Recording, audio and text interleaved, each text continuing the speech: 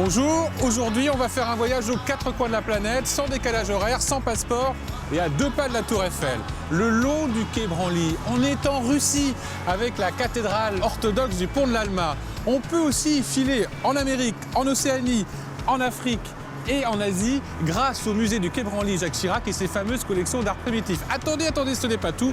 Je vous propose aussi un voyage au pays des voitures de collection et ça c'est un rêve de gosse. Allez, embarquement immédiat pour un nouveau numéro de Paname.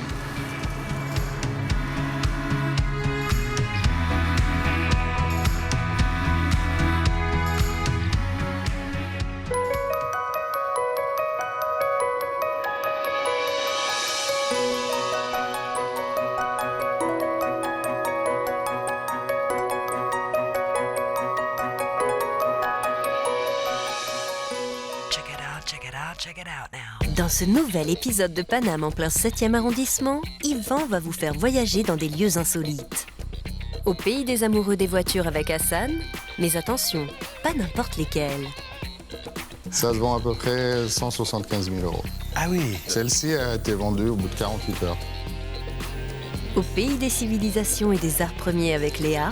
Chaque tissu raconte une histoire et moi, comme une petite main qui passe derrière et qui permet que les choses Puisse continuer à exister. Au pays des duels avec Frédéric. L'île est Maquerelle. Alors Maquerelle, ça s'écrit comme un macron, mais au féminin. Un Ça maculon. n'a rien à voir avec les Non, surtout pas. Non. En fait, c'était une histoire de querelle. Des mâles querelles. M-A, accent circonflexe, L-E-S. Mais pour débuter la journée, cap à l'Est, direction la Russie avec sa toute nouvelle cathédrale orthodoxe de la Sainte Trinité. Imaginée par Jean-Michel Villemotte, elle a été consacrée en décembre 2016.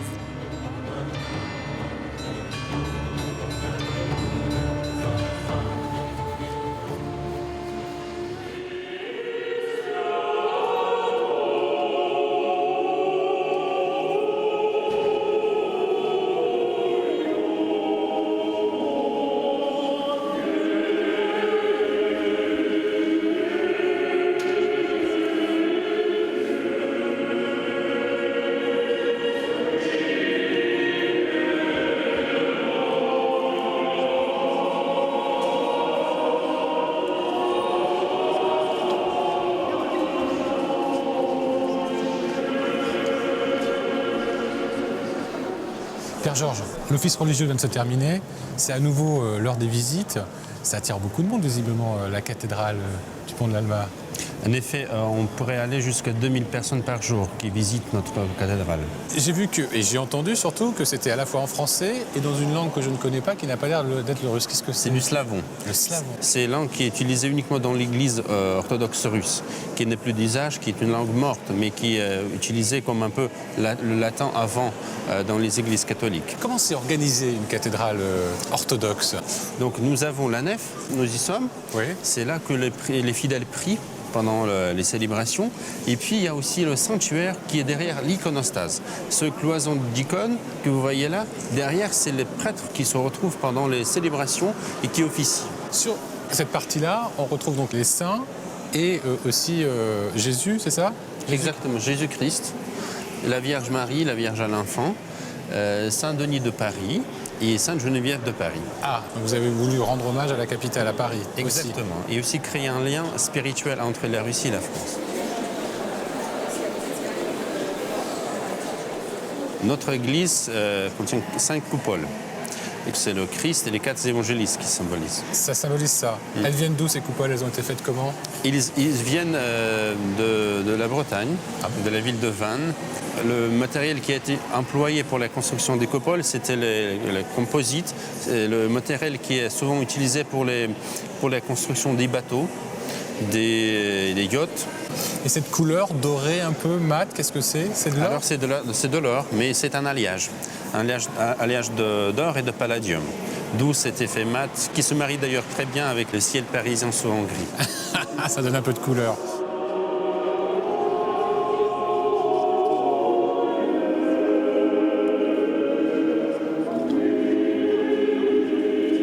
Il n'y a pas d'église orthodoxe sans icône. Qu'est-ce que ça représente exactement, une icône?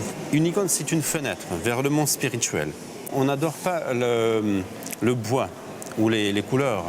on voit comme une sorte de, par la fenêtre, on regarde le monde spirituel. La décoration, pour l'instant, elle est terminée ou pas? Non, pas encore. C'est-à-dire que l'église, peut-être dans 2-3 ans, sera fresquée. Tous les murs que vous voyez seront couverts de fresques. Donc le programme des fresques sera dédié à la Sainte Trinité. C'est le bleu de Chartres qui va servir de l'arrière-fond des fresques.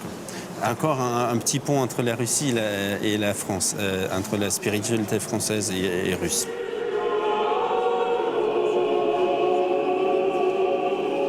Vous êtes prêtre depuis combien de temps ici? Depuis pratiquement 2 ans. 2 ans. Vous êtes arrivé il y a 2 ans en France? Non, mais je suis arrivé il y a 12 ans déjà. Donc vous avez commencé à être prêtre rue Pétel, Exactement. dans le 15e, dans la petite église. Maintenant vous êtes ici, qu'est-ce que vous ressentez? C'est tout à fait intéressant de voir comment se crée une nouvelle communauté religieuse. C'est-à-dire on voit que les gens arriver pour la première fois, hésitants, voilà, et puis on les accueille, on leur parle, on commence à connaître leur destin. Pourquoi ils sont venus dans l'église? Pour prier pour peut-être des malheurs de vie. Et puis, c'est tout à fait émouvant. Moi, j'ai une toute dernière question. Est-ce que c'est vraiment ouvert à tout le monde, cet endroit, ce lieu? Absolument, pour tout le monde, croyants et non-croyants. Croyants et non-croyants? Parce que quand on passe, c'est un peu fermé quand même. Hein. C'est barricadé, il y a des barrières et tout. C'est tout juste pour des raisons de sécurité. Après, vous êtes libre de venir de n'importe où. Donc l'église est ouverte tous les jours, à partir de 15h. Et puis, vous pouvez également assister aux offices. Personne ne vous chassera.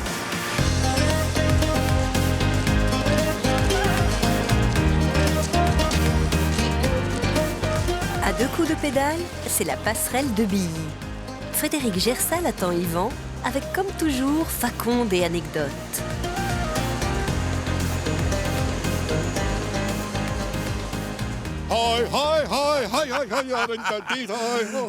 Comment ça va, mon camarade? Ça va. Pas pour rien qu'il s'appelle oui. Yvan, évidemment.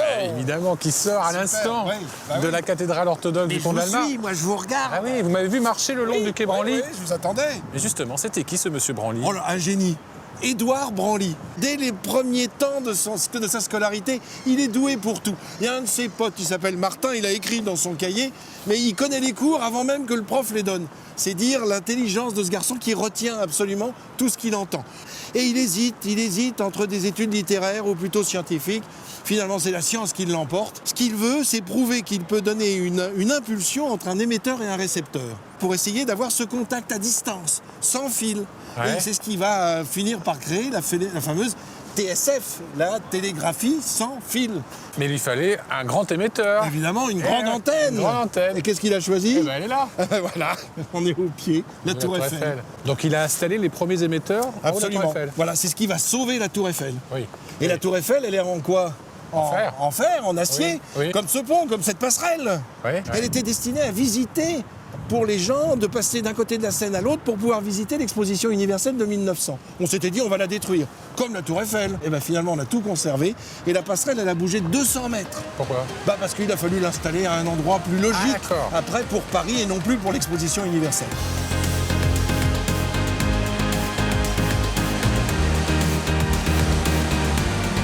Mais ça a toujours été comme ça, là, cet endroit? Parce Ah que non. j'ai l'impression qu'il n'y avait pas la courbe avant. Ah, hein. on a une sacrée courbure. Oui, oui, hein, oui, oui. de Bah, il y a des telle- méandres dans la Seine, mais Oui. là, il y en a une nouvelle. Et en fait, il y avait une île ici, ce qu'on appelait l'île Maquerelle. Alors Maquerelle, ça ouais s'écrit comme un macro, mais au féminin. Un Ça maculon. n'a rien à voir avec les Ah non, maquerelles. surtout pas. Non, non, non. En fait, c'était une histoire de querelle. Des mâles querelles. M-A, accent circonflexe, L-E-S. Pourquoi? Parce qu'on venait ici, sur cette île, pour se battre en duel. Et après, qu'est-ce qu'on a fait? On a bouché? Effectivement, cette île a entièrement disparu. En tout cas, elle a été raccrochée à la berge. En tout cas, c'est un quartier qui bouge beaucoup. Hein. Ah oui. Il a été bouché, il y a des architectes qui s'y intéressent, hein, avec Villemotte pour cette cathédrale, et puis le quai Branly. Branly, avec On le doit musée à Monsieur extraordinaire. Nouvelle. Et Jacques Chirac. Et Jacques Chirac. Ouais, absolument. Je vous laisse, parce que je vais y aller justement. Ah, je vais partir en Océanie, en découverte. Afrique, en Asie. Allez, je vous embrasse. Salut. Bisous.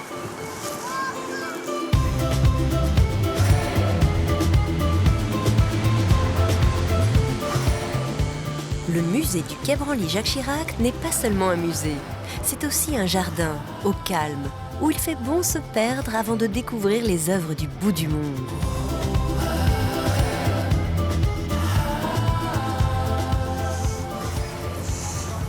Elle est vraiment magique, hein, cette paroi de verre. Oui, c'est extraordinaire. C'est une très très bonne idée de Jean Nouvel, à la fois pour nous protéger des bruits de la rue, du quai, de la circulation. C'est une voie assez passante. C'est efficace. Hein. C'est très efficace. Oui. On oublie tout de suite, dès qu'on a franchi l'entrée du musée, on oublie tout de suite la présence de la ville. Comme elle est transparente, elle permet aussi aux visiteurs d'avoir un premier regard sur la beauté du jardin. Oui, parce que la première étape, c'est ça. Hein. Quand on rentre, on tombe sur un jardin. Ce jardin, tout à fait. Un jardin réalisé par Gilles Clément, qui est un grand paysagiste, en choisissant des espèces qui sont bien adaptées au climat parisien. Gilles Clément aime à dire que les mauvaises herbes sont les bienvenues. Alors nous, parfois, on trouve qu'elles ne sont pas non plus complètement trop les bienvenues, mais jusque dans une certaine mesure. En tous les cas, on tolère tout à fait leur développement. Là, c'est pas vraiment la bonne période, hein, c'est l'hiver. Mais quand même, on imagine qu'il y a un côté un peu savane, non ? Il y a parfois un petit côté un peu savane, surtout quand c'est graminées, là elles sont effectivement très coupées, mais parfois ça peut monter jusqu'à 1 mètre, 2 mètres, et ça fait, quand il y a un petit peu de vent, une brise de vent, c'est très très très beau. Qu'est-ce que c'est exactement ces monticules là ? J'imagine que c'est artificiel ? Oui, c'est tout à fait artificiel. Alors ça a une première fonction de donner un peu le relief à ce musée, et puis d'aider les visiteurs à perdre ses repères, et surtout ça a une fonction de protection contre la crue, parce que sous la terre, c'est de l'argile, ça s'appelle des merlons d'argile, et l'argile ne laisse pas passer l'eau, ce qui fait qu'en cas de crue qui viendrait à des niveaux très très importants, comme en 1910, l'eau ne passerait pas sous ces monticules. Parce qu'en dessous... En dessous, nous avons des réserves. Et ça, c'est un peu l'angoisse de tous les directeurs de musées. Voilà, les œuvres d'art et l'eau, évidemment, ne vont pas très bien ensemble.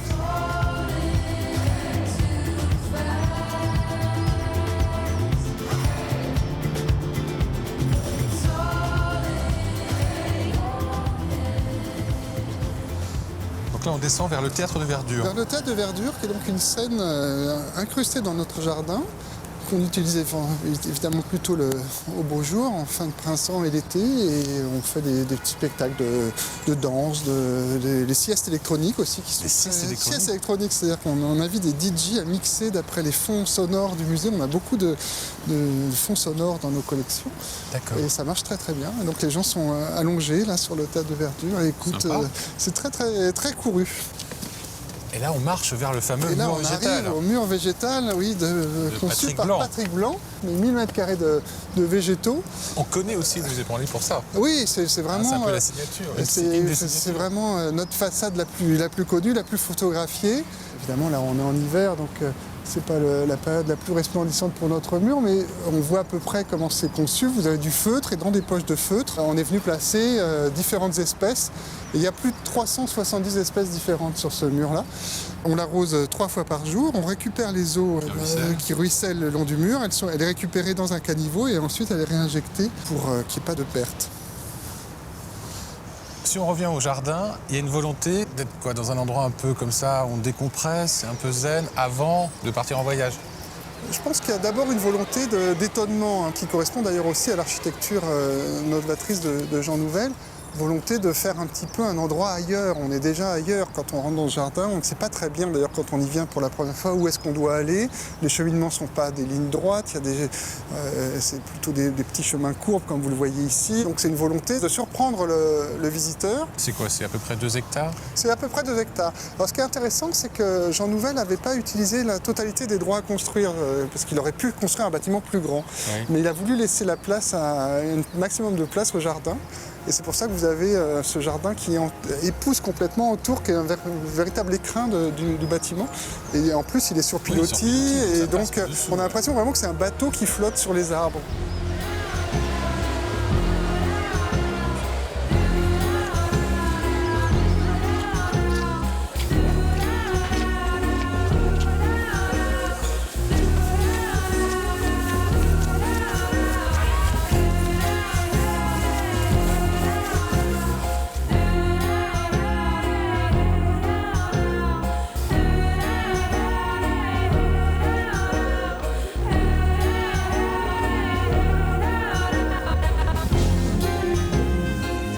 Je vous invite vraiment à venir visiter ce musée des arts et civilisations du Quai Branly. Plus de 3500 pièces sont présentées au public, c'est sans compter plus de 300 000 objets sous mes pieds dans les réserves. Des œuvres d'art qui ont besoin d'être entretenues, choyées, restaurées. Et ça se passe derrière cette porte.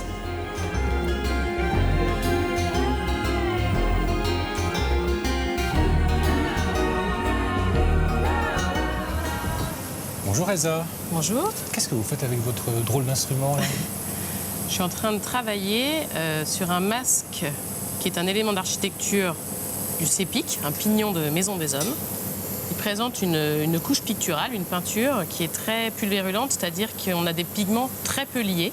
Et donc pour consolider cette couche picturale, j'utilise une colle que je ne peux pas appliquer telle qu'elle parce que je risquerais de créer des taches et des auréoles. Pas au pinceau? Non, pas au pinceau, c'est impossible. J'utilise en fait un nuage de micro-gouttelettes de colle, c'est du matériel médical. Donc là, vous êtes en train de rendre pérenne quelque chose qui ne l'est pas. En fait, dans nos collections, notamment dans les collections océaniennes, il y a énormément d'objets qui sont couverts de ce type de polychromie, qui sont composés de pigments avec très peu de liants et qui sont donc extrêmement fragiles. Et puis on peut facilement imaginer qu'ici, la plupart des objets, ils n'ont jamais été créés pour durer dans le temps. Non, en effet, la plupart des objets de nos collections sont issus du monde végétal et du monde animal. Ce sont des matériaux organiques. Ils sont sensibles à quoi, ces matériaux? Ils sont sensibles à la lumière, ils sont sensibles à l'humidité, ils sont sensibles à la chaleur, ils sont sensibles aux attaques des insectes. Ah oui. Ils sont donc particulièrement fragiles et délicats. Derrière, nous avons un costume de chasseur inuit qui a été rapporté par Paul-Émile Victor en 1934. L'explorateur? Oui. L'explorateur. 1934. Oui, la première mission au Groenland. Donc on a le haut, le pantalon, les chaussures, tout ça c'est de la peau de phoque. Et même le masque. Ah ouais. On voit qu'il a souffert. Hein. Il a souffert, il était s'il a été desséché, porté, en tout cas. déformé, et puis il avait des déchirures sur les manches, sur les bottes. Donc ça veut dire quoi? Il y a un restaurateur ou une restauratrice, parce que je vois beaucoup de filles autour de moi. C'était une restauratrice, c'est vrai. Qui a refait? Qu'est-ce qu'elle a refait? Alors en fait, cette restauratrice a travaillé à réassouplir le cuir pour pouvoir la peau, pour pouvoir la remettre en forme. Elle a utilisé des membranes qui ont permis d'apporter de l'humidité, notamment par le dessous, pas toucher à la partie poil. Et au fur et à mesure, en intégrant à l'intérieur des formes en mousse, elle a pu redonner du volume au costume.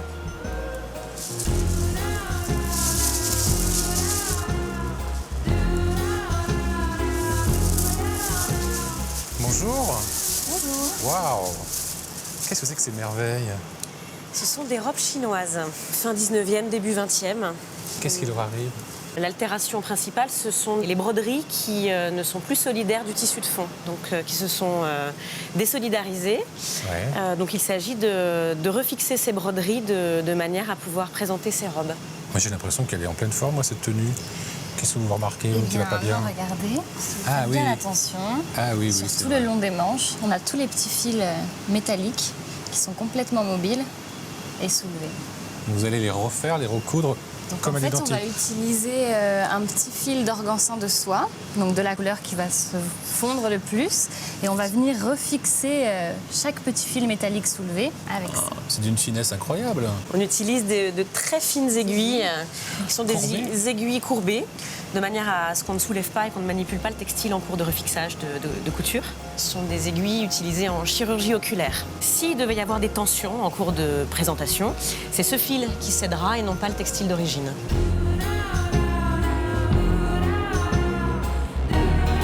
Pour être restauratrice de tissu, il faut avoir de beaux yeux. Oui, il faut avoir de très bons yeux. C'est votre cas. Oui, il faut. Vous êtes jeune quand vous encore, très oui, jeune. Vous avez oui, quel âge? 21 ans. Comment J'ai vous vraiment- avez découvert ce milieu-là? Les tissus, je les ai vraiment découverts lors de mon premier stage au musée des tissus à Lyon. J'ai découvert 2 restauratrices passionnées qui m'ont vraiment, pendant quelques semaines, emmenée dans leur monde et Et qui vous ont donné qui m'ont donné cette envie de...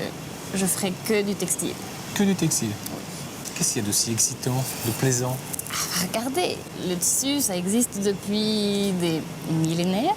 Et c'est quelque chose qui a lié les peuples et transporté les peuples. Et c'est quand même magique. Chaque tissu raconte une histoire. Et moi, comme une petite main qui passe derrière et qui permet que les choses puissent vivre. Puisse continuer à exister. Voilà.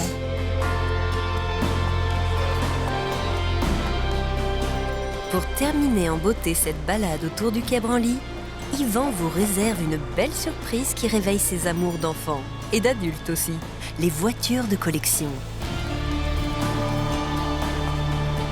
Une petite devanture, mais un sous-sol immense rempli de Porsche, Ferrari, Jaguar et Rolls.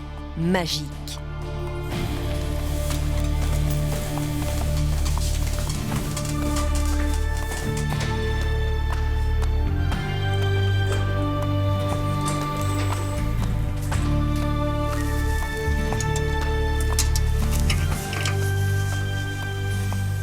Salut Dominique. Bonjour. Comment ça va? Avec vous? C'est magnifique, là. Qu'est-ce que c'est comme voiture, ça? C'est une Bentley Continental, Quelle époque? 1958. Et qu'est-ce qui lui arrive? Système de freinage à refaire. Et c'est compliqué à réparer? Non. Non? Non. J'adore. Non, c'est une Bentley, j'ai l'habitude. Oui, j'ai Ouais, t'as l'habitude? Oui. Ça fait combien de temps? J'ai commencé en 88. Voilà. Donc ça fait 30 ans. Et comment t'as commencé en 88 dans la voiture de collection? Parce que les voitures modernes, aucun intérêt pour moi. Et comment ça, aucun intérêt pour toi, les voitures modernes? Une fois que j'ai fait quelques garages, j'ai fait le tour. C'est toujours pareil. Voilà. Donc ça, c'est pas du tout comme les autres, cette Non, voiture? ça c'est des voitures bien conçues, on va dire d'ingénieur. Et ça veut dire quoi, une voiture d'ingénieur? Une voiture avec un bureau d'études derrière, vraiment pensée, réfléchie. D'accord, c'est un tout. Oui, c'est un tout d'un même constructeur. Alors que chez certains constructeurs, c'est un moteur américain, une boîte anglaise, et voilà. D'accord. C'est un assemblage. Là, tout vient de chez Rolls à l'époque, Rolls et Bentley. Voilà, c'est ça. Je te laisse finir celle-ci. D'accord. Qu'est-ce qu'il y a à faire, tu m'as dit? Tout le système de freinage. Bravo pour ce que tu fais.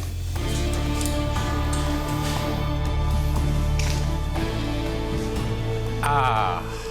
Bonjour. Bonjour Hassan, voilà la bête. Ça va va bien? bien Eh oui, très bien, et vous? Ça va? Elle est magnifique. Donc ça, c'est une Porsche 911 Oui. qui date de quelle époque? 1972. Et elle est extrêmement rare, celle-ci. Oui. Pourquoi? Très rare. Donc d'abord, le toit targa. Qui s'enlève, donc? Voilà, qui s'enlève et qui se range devant. Et la trappe à huile qui n'a été faite qu'en 1972, une seule année. Ah bon?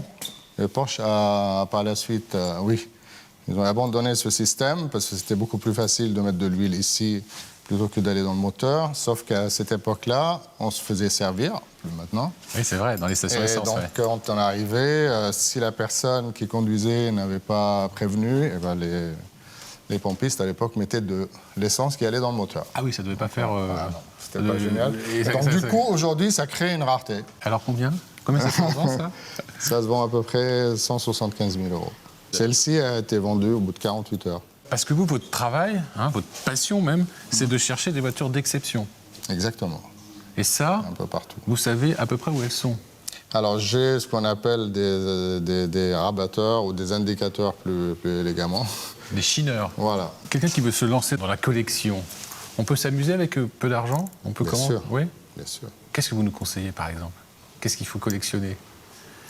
Ce qu'il faut collectionner, ce sont des autos avec lesquelles on se fait plaisir avant tout, avec lesquelles on peut rouler et qui ne coûtent pas très très cher à l'entretien. Je pense par exemple aux petites italiennes, des Alfa Romeo, des françaises qui montent maintenant, des Alpines et certaines Gordini.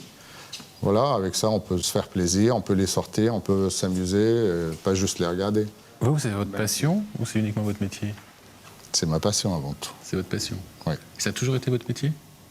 Non, j'étais dans la presse avant, la presse féminine. Et j'étais directeur artistique dans un groupe de presse libanais. Tout ce que je gagnais, j'achetais des voitures avec. Donc finalement, j'ai viré de bord. On l'a fait tourner un peu, cette auto? Allez. Allez, on va écouter la musique. Voilà.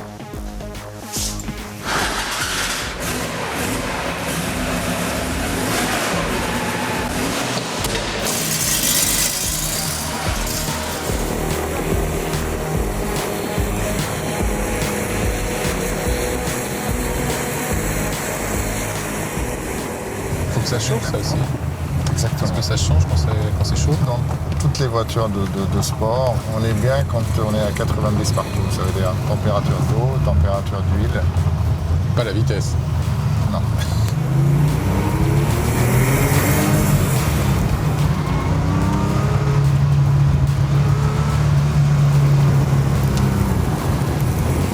En tout cas, c'est fantastique. C'est une autre façon de voir la voiture quand on est dans une voiture ancienne. C'est une autre façon de voyager et tout ça. C'est très vivant. C'est très vivant, ouais. Il y a les odeurs, il y a le bruit, il y a des choses mécaniques qu'on ne retrouve plus dans les... Ça vibre, Voilà, on sent la route. Très vite. Vous m'avez convaincu, je vais laisser tomber le vélo. En attendant de faire la transaction, je vais dire au revoir aux téléspectateurs. On va les inviter tous les deux à voir ou revoir cette émission sur le site internet de France 3, france3.fr, à venir me parler sur les réseaux sociaux, en particulier sur Facebook. Et on se retrouve évidemment la semaine prochaine pour un nouveau numéro de Paname. Alors on accélère un peu là, Hassan ? Allez, on y va. On est parti. Waouh! J'adore.